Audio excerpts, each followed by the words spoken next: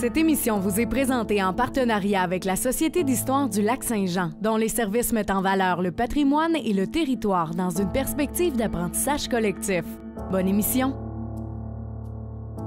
Mémoire de lieu est rendu possible grâce à la participation financière de la résidence funéraire Lac-Saint-Jean, propriété exclusive des gens du milieu qui accompagne et soutient les familles des gens endeuillés depuis plus de 3 décennies avec respect et compassion.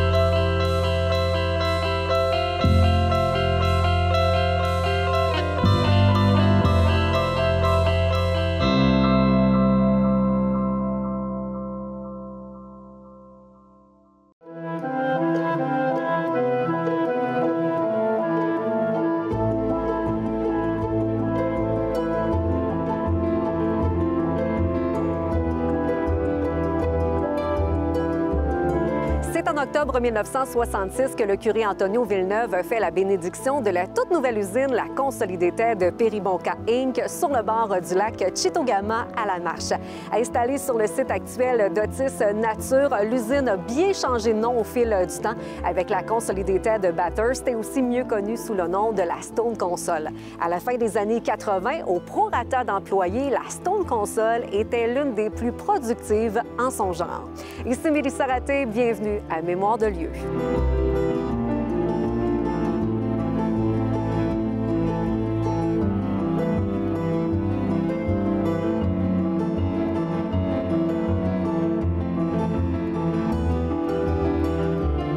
À mes côtés, Francis Pelletier, responsable des opérations touristiques à l'Odyssée des bâtisseurs. Francis, merci d'être encore parmi nous pour Mémoire de lieu. Comment vas-tu? Ça va très bien, ça fait toujours plaisir d'être là. Écoute, bel endroit encore une fois aujourd'hui. Tu nous amènes à La Marche sur le site actuel d'Otis Nature, anciennement la Stone Consolidated. Et faisons une petite mise en contexte, si tu le veux bien, pour parler de la fondation de la paroisse de Notre-Dame-du-Rosaire. En fait, 2 frères, 2 colons qui ont fondé la paroisse. Oui, c'est ça. Bien, en fait, 2 frères d'Alma en 1930. Il va y avoir un premier qui s'appelle Élie Girard. Donc, un minier qui va venir faire de la prospection dans le secteur. Il va trouver le coin quand même assez intéressant et assez rapidement, il va en parler à son frère Ernest. Dès l'année suivante, les 2 reviennent. Ils sont complètement charmés par le secteur, surtout le lac des Habitants qui est au cœur du village. Et dès le printemps 1932, ils vont construire leur maison.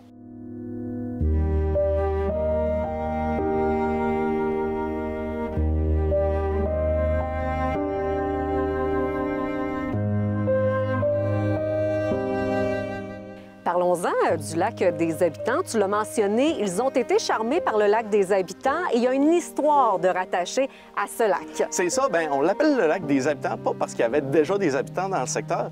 En fait, autour des années 1870, il y a des chasseurs qui vont venir dans le coin et ils vont voir ce lac-là en arrivant au-dessus, sur le plateau. Et déjà, ils vont se dire, mais quelle belle place pour des habitants! Fait qu'à mesure qu'ils vont venir d'année en année, ils vont revenir à cette place des habitants-là. Le nom va être relayé comme ça au lac et à la rivière qu'il décharge. Parlons de l'industrie forestière. Elle était extrêmement importante à l'époque, tout comme elle l'est encore aujourd'hui. En 1945, les résidents du lac des Habitants, eux autres, décident de former un syndicat forestier. Qu'est-ce que ça représentait à l'époque, un syndicat forestier? Oui, en fait, un syndicat forestier, une coopérative où les travailleurs vont s'allier ensemble pour aller chercher un contrat de coupe. Donc, ils vont travailler un peu plus à leur compte. Et disons qu'à la fin des années 50, ça n'a pas été facile. Faillite du syndicat, mais fort heureusement, il y a un curé, le fameux curé Antonio Villeneuve, qui change un peu la donne, qui a décidé de faire une réforme du syndicat. C'est ça, le curé Antonio Villeneuve qui va arriver ici dans la paroisse en 1959. Et à partir de ce moment-là, son grand coup pour commencer sa cure, c'est de réformer le syndicat. Il va aussi aller chercher un nouveau contrat de coupe avec les presses et ainsi sécuriser pas loin d'une 60aine d'emplois, ce qui va donner de l'emploi quasiment à tous les hommes du village. Oui, hein, vraiment. Ouais.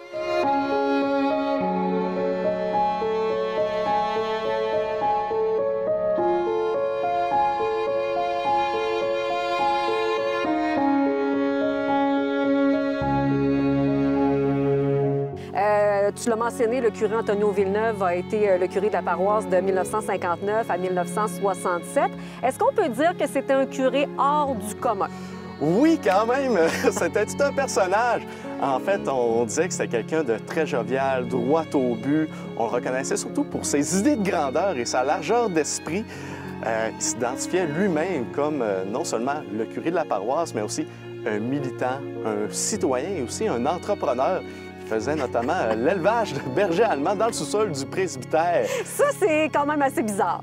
Oui, puis même que, affectueusement, les paroissiens lui ont trouvé plusieurs noms. On va se mettre à l'appeler le curé Labelle du Lac-Saint-Jean ou encore le gros curé du lac, un autre nom qui va affectionner particulièrement. Alors, on peut dire qu'il a vraiment eu un apport important, lui, là, pour la communauté, là, quand il a été présent. Là. Oui, c'est ça. Bien, sa cure va durer de 1959 à 1967 et il y aura eu quelques grandes réalisations pendant ce moment-là, notamment la réforme du syndicat forestier, l'obtention de nouveaux contrats de coupe. Mais il s'est investi aussi dans plusieurs dossiers différents, notamment l'installation d'une caisse populaire dans le village, l'installation d'une infirmière de manière permanente aussi qui aura poussé. Mais vraiment, son coup de maître, c'est l'installation de la scierie de la Consolidated. Absolument. Puis justement, en 1966, ça a été l'inauguration, la bénédiction à l'époque de l'usine par le curé Antonio Villeneuve.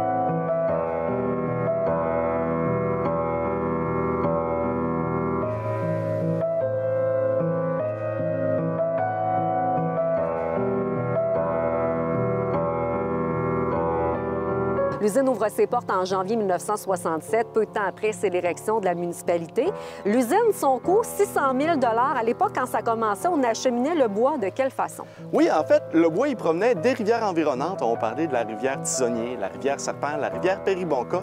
Il va flotter jusque dans le secteur. À ce moment-là, on va entourer toutes les bio par des baumes qui seront tirés par un bateau qu'on appelle l'Alligator, jusque dans la baie, juste derrière ici, la scierie.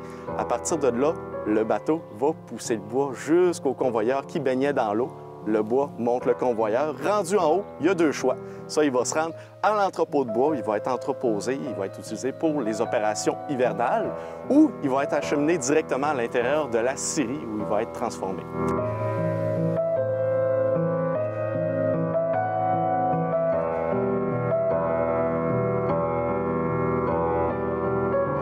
En 1981, c'était le summum. Là, la production était assez incroyable pour l'usine.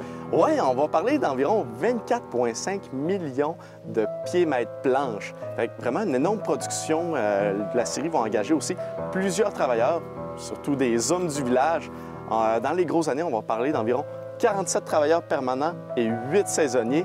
Et tout ça qui va amener à une politique de ressources humaines assez intéressante aussi. Particulière, je dirais même. Oui, bien en fait, un seul homme par famille était autorisé à travailler à l'usine, mais c'est sûr qu'à mesure que la production va avancer, bien ce barème-là va tendre à augmenter.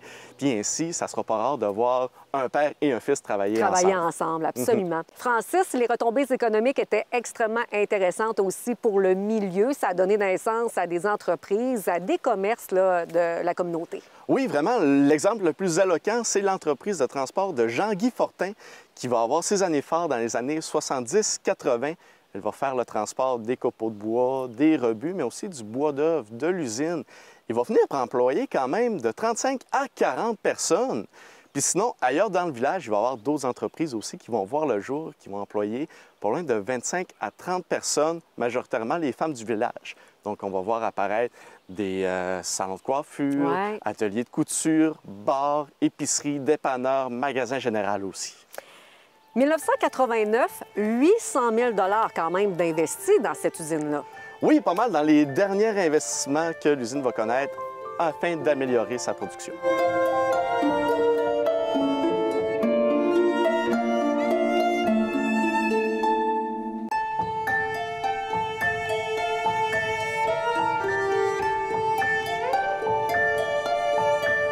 Et on peut dire que c'est quand même bizarre parce que peu de temps après, on décide de fermer l'usine en 1992. Ça a été quoi les motifs pour prendre cette décision-là?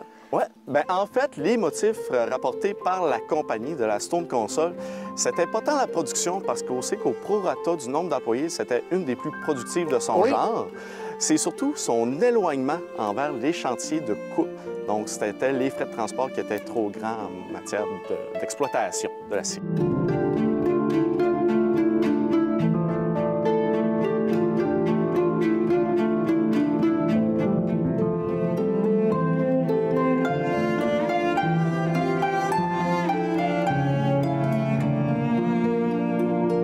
Donc, on était comme affilié avec une autre compagnie qui était Amilo, c'est ça? C'est ça. Donc, quand on a pris la décision de fermer la scierie, on a décidé de transférer les équipements jusqu'à Saint-Ludger de Milo à la scierie de Petit Paris, Stone Console, qui en était son associé à ce moment-là.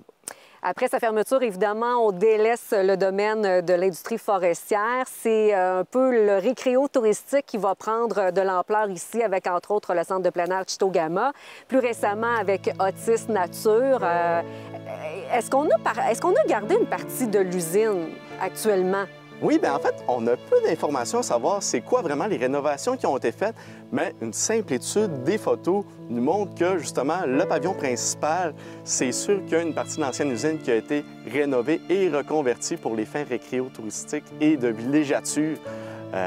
Donc, ailleurs sur le site aussi, on va voir plusieurs bâtiments qui sont disparus aujourd'hui. Bâtiments, un étage avec un toit 2 versants d'un style très rudimentaire, très fonctionnel pour l'industrie de l'époque. Oui, hein? Oui, puis on avait à part de ça aussi les équipements nécessaires à la coupe. Convoyeurs, équipements de coupe et réduction de copeaux de bois aussi.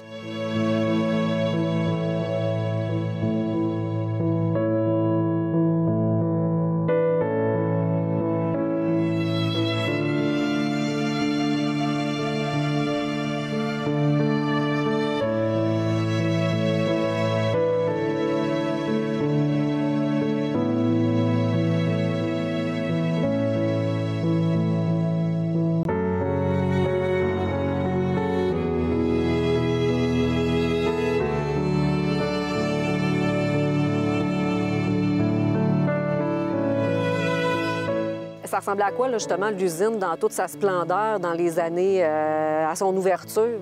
C'était un énorme site, justement, destiné à la coupe du bois, donc vraiment dans le style fonctionnel rudimentaire. On le sait, hein, l'usine qui a commencé avec le nom de la Consolidated Peribonka Inc., Consolidated Bathurst, et dans les dernières années, mieux connue sous le nom de la Stone Console. Oui, effectivement. Changer de nom souvent. On a vu ça avec d'autres entreprises aussi Absolument. régionales. Francis, un énorme merci de nous avoir raconté l'histoire derrière l'usine la Stone Console. Merci. Ça fait plaisir. Merci à vous autres.